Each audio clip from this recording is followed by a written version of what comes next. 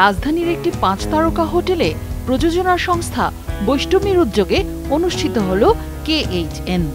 এদিন একটি তথ্যচিত্রের মাধ্যমে বৈষ্টমী তাদের অতীতের কাজগুলো এবং ভবিষ্যৎ পরিকল্পনা তুলে ধরে।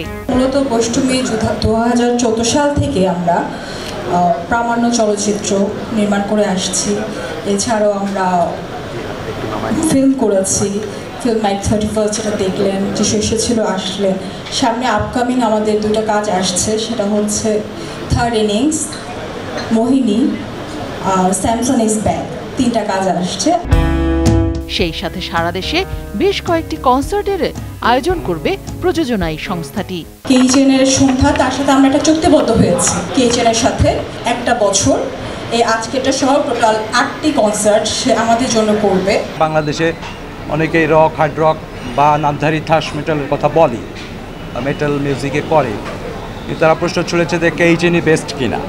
তা আমি আমার শ্রেষ্ঠত্ব এই জায়গায় দেখাতে চাই, এইটাই আমি বলতে চাই। যে যেটাই থাকুক, আমি মনে করি যে হ্যাঁ, সেখানেও আমার সেরা কাজ করার সুযোগ রয়েছে।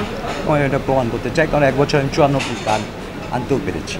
হয়তো বা আগামী বছর নাগাদ আমার নামের পাশে 150 গান থাকবে। যারা গান ভালোবাসে তাদের মন সুন্দর হয়, যারা গান লিখে শুরু করে ছবি আঁকে, তারা মানে এতগুলো গুণ একসাথে। তা আমি উইশ করব তার সব স্বপ্নগুলো সুন্দরভাবে বাস্তবায়িত হোক, সারা পৃথিবীময় ছড়িয়ে পড়ুক। সেই সাথে উপস্থিত দর্শকদের গানে মাতিয়ে রাখে ব্যান্ড KHN।